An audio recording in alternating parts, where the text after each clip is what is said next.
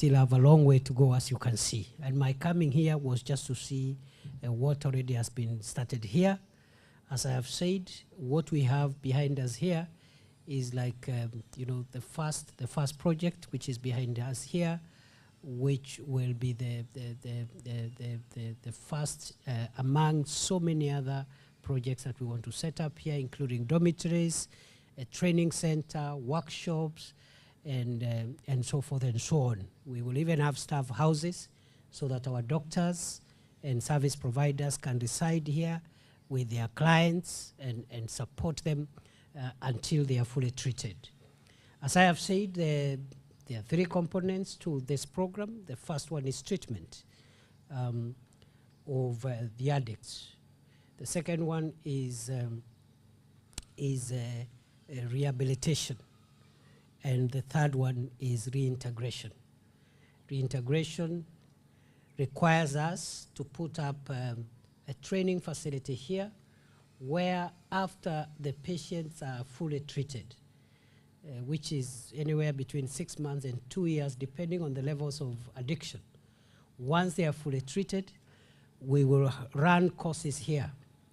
And those courses are to give them technical and vocational skills, tailoring, carpentry, masonry, electrical and mechanical certifications. And we are working with the NITA, that is the National Industrial Training Authority, which will certify our training center here so that we have a comprehensive reintegration program. We are also thinking as a ministry, those patients who are fully treated and they have the proper skills, we're going to establish a small fund to give them startup capital to go back home and start being productive again and become useful members of our society. Brothers and sisters, fellow Kenyans, getting addicted to drugs and alcohol could happen to any person.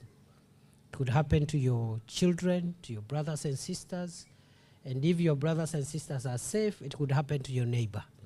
And today, many homes in the country are affected by this problem. It is a serious threat to our nationhood because it is wasting away many of our productive men and women who are unable to engage in their socio-economic activities, and instead they are wasting time taking drugs and destroying their health.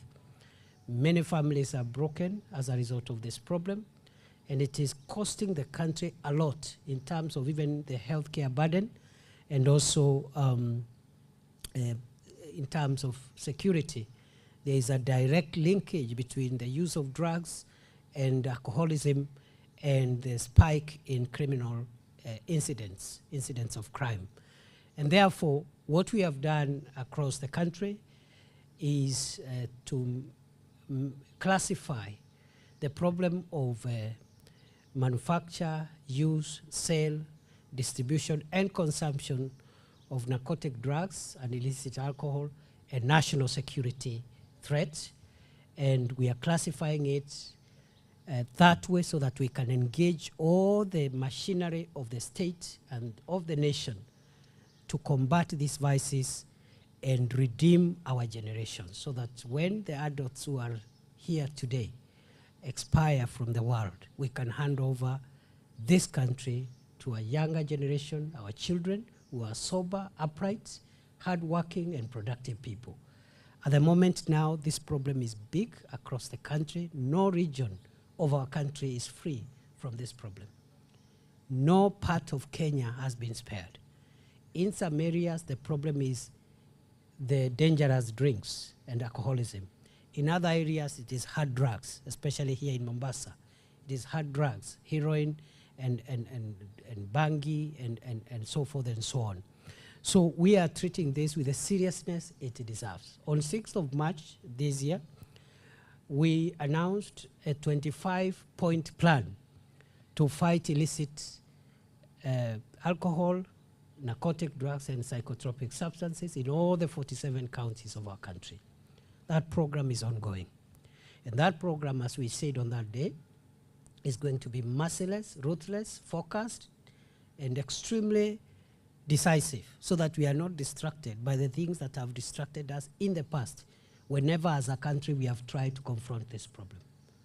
And therefore, for us as the managers of our national security, we are seized of this matter, and we have instructed all our colleagues in the field, including the team here in Mombasa, to take this fight seriously.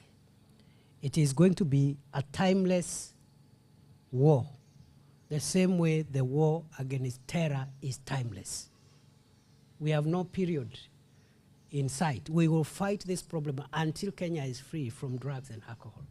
And believe you me, fellow Kenyans, it's going to work this time round.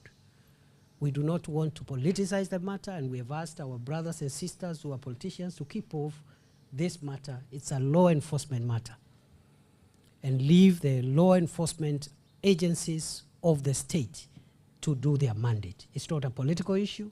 We are not in a political process of either punishing or rewarding anybody, and we remain focused as such. The other issues that have given us problems in past nationwide operations and programs like this one is trying to bring in economic and commercial issues, and the discussion around businesses and the right of people to do businesses.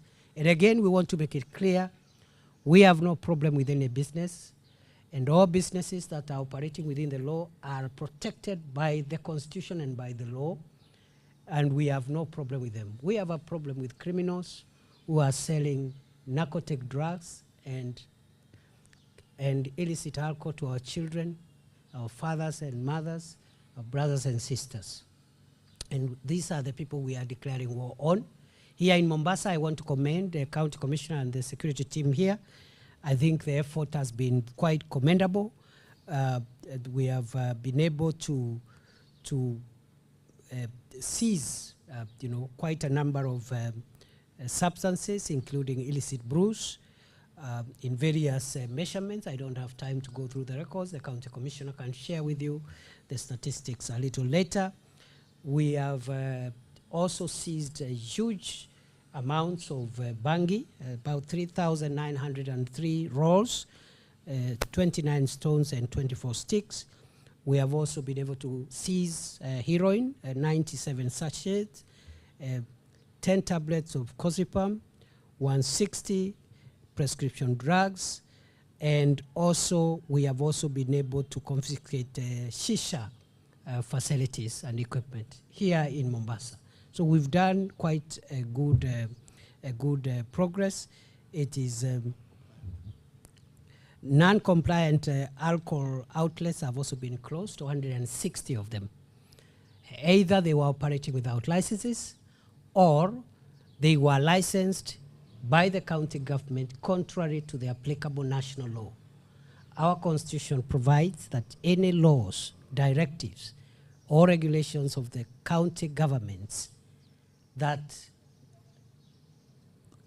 contradict national law, then the national law supersedes the county laws. And therefore, licenses which have been given contrary to the Alcoholic Drinks Control Act have been declared a nullity, and they have been we've been able to shut down 160 outlets. As I gave the statistics last week, we are now approaching the 20,000 mark on the premises we have shut down across Kenya, either operating without licenses or operating with licenses that are issued contrary to the applicable national law. We have also shut down 14 distilleries illegally operating, manufacturing poisonous drinks and selling to our people across the country. And besides shutting them down, we have destroyed their production infrastructure to make sure that the ability to continue manufacturing those poisonous substances is destroyed. So by and large, I am happy, and I want to ask my colleagues, my brothers and sisters in the enforcement agencies, GAO, police, NACADA, KRA, KEBS, Coast Guard, Anti-Counterfeit Agency, and everybody else. let us take this war seriously. And this time round, we have said, we must, as public officials, demonstrate public confidence and stakeholder confidence in this war. How do we do that? We make sure we only carry out operations that have been approved by the security team so that we don't have people harassing members of the public, taking advantage of the enforcement measures that are happening. No officer is allowed to carry out their own operations. They must be discussed, agreed at the local level, county, sub-county, etc., etc. We have also said that as public officers, we will remove ourselves from any cases of conflict of interest.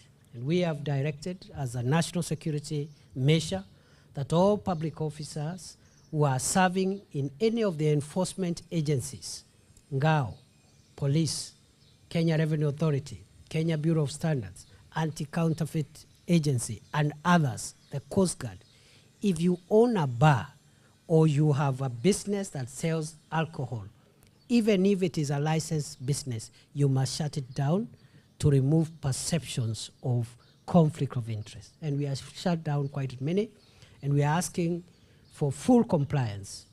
No public officer in the enforcement agencies is allowed to run an alcohol-related business because it brings conflict of interest and erodes public confidence in our ability to undertake this very important national activity. And we have said, for those of our colleagues who think the business is very lucrative, then they choose between the job and the business. They can go out of the job and continue doing the business. Then if they are operating illegally, we'll crack down on them when they are out there. Also, all officers who have served for more than 3 years have to leave their stations for new stations, and that work is in progress. Here in Mombasa, we've hundreds of officers who are in that category. Some of them have started moving out of Mombasa to other parts of the country. The Inspector General of Police and other relevant agencies are seized of that matter, and the instructions from the National Security Council are very clear that there will be no exceptions, and therefore all the 42,500 police officers who have stayed for more than 3 years in one station must leave, and that is almost half, nearly 45% of the total population of our police officers, because some of them have gotten used to the locality, some of them have married local girls there, so they have relatives, they have fathers-in-law, sisters-in-law there. So when we send them to enforce the law, and the father-in-law is a brewer of illicit drinks, they will be conflicted, isn't it? Because now it's either enforcing the law, it's either the job or the girl, the job or the family, the job or the family, isn't it? So please, we have no option. We have to get transferred. We also have to remove ourselves from conflict of interest. You cannot open another business that doesn't conflict with your law enforcement duties. You can open an M-Pesa, you can open something else, a barber shop. There's no problem. There's no conflict of interest there. And this applies to both the officers themselves or proxy, spouse, child, or some other proxy. And we have asked the National Intelligence Service to help us track down on our colleagues who don't want to comply. So this time round, we are convinced as a country we will deliver. This country will look very different in another 2-3 years.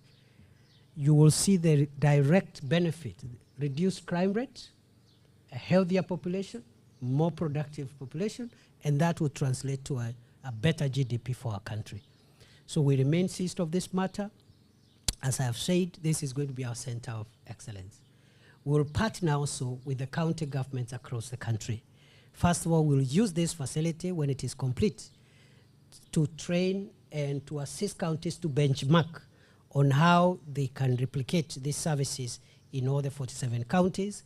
Again, we intend to have 47 treatment, rehabilitation, and reintegration centers in each and every county, one per county, so that we offer services that are accessible and affordable to the people of Kenya. The private rehabilitation and treatment programs are extremely expensive. Per month, 200,000, 300,000. The services we are offering here are free services offered by the government of Kenya to treat, rehabilitate, and reintegrate our brothers and sisters.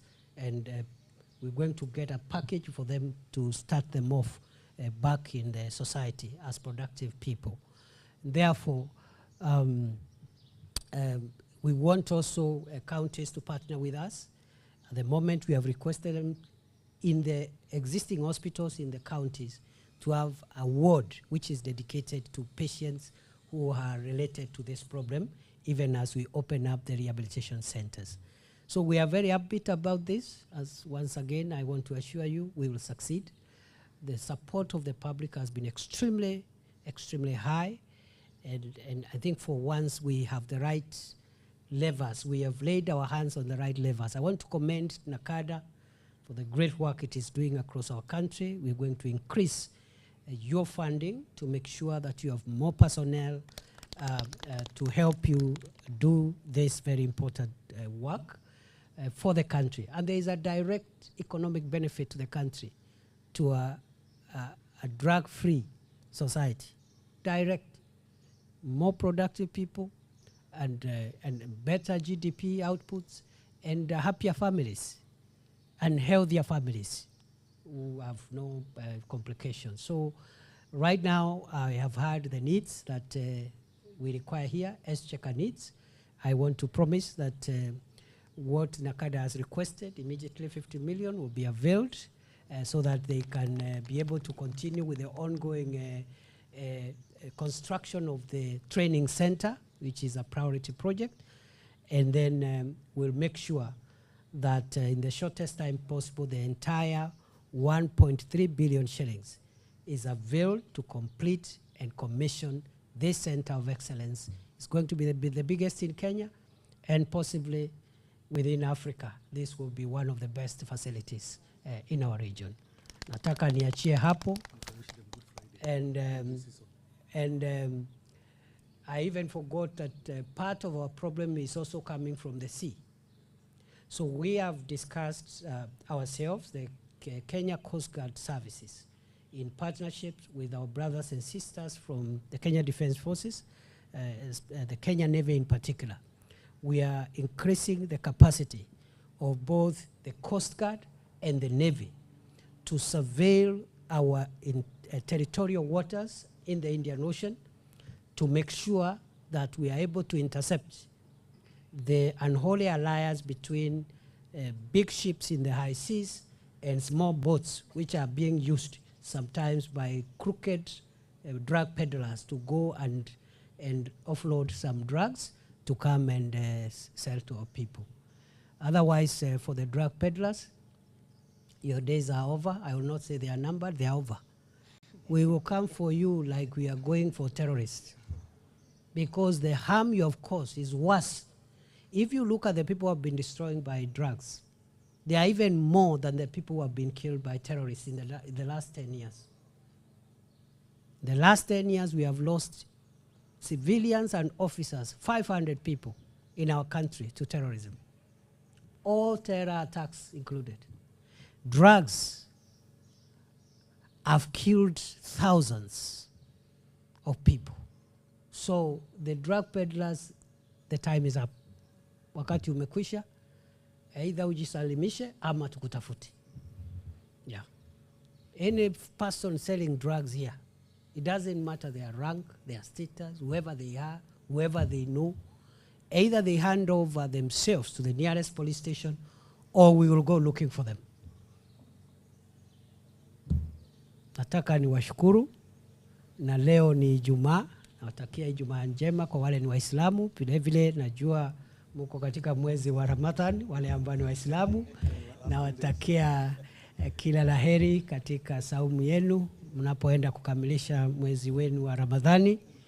Mimi nataka niwahakikishie kero hili la mihadarati, madawa ya kulevya na pombe haramu tumelivalia njuga.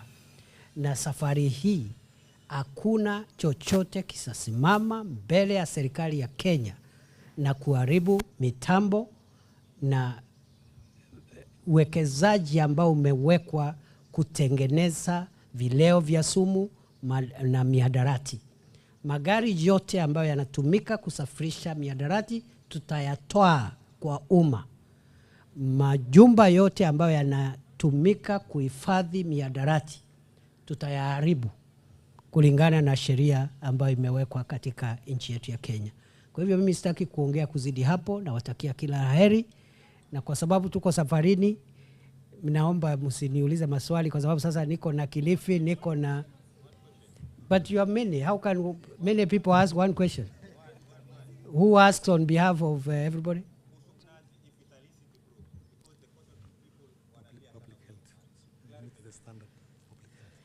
You know, I know where you are going. Na utafika. Kwa sababu we said we are not fighting culture, we are not fighting businesses, we are not fighting traditions, we are not fighting livelihoods, we are fighting crime. And therefore, the crackdown is on all illicit substances as defined by various laws. 1, the Alcoholic Drinks Control Act. 2, public health laws. 3, quality standards by the Bureau of Standards. 4, etc., etc. Anti-counterfeit. So I know where you are going, my brother. So you know the answer. I have given you the answer. We are cracking down on anything that doesn't meet standards. It's not business, it's not livelihoods, it's not culture. I even heard some other brothers and sisters of yours from central Kenya. They were also saying they have also another drink there, which they use for their manenos. And we have no problem. We have no issues. Yeah. But if whatever is being served is poisonous, it hurts the health of the people, doesn't meet health standards, quality standards, and so far. Asanteni sana, muwe na siku njema. Thank you very much. Good Friday. Yes, happy holidays. And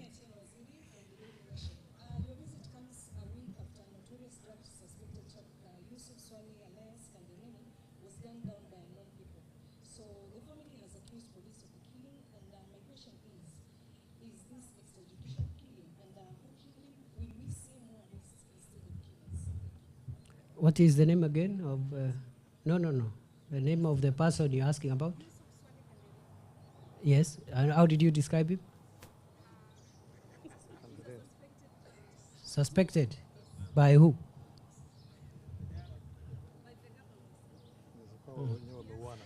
So I think the best way, let me answer your question as follows.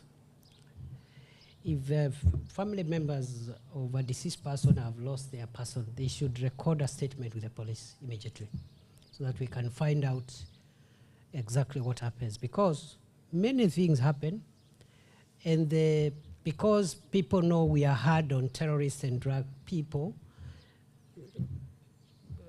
very early people start thinking maybe it's the police, and so forth and so on. But I want to say that our police officers operate within the law.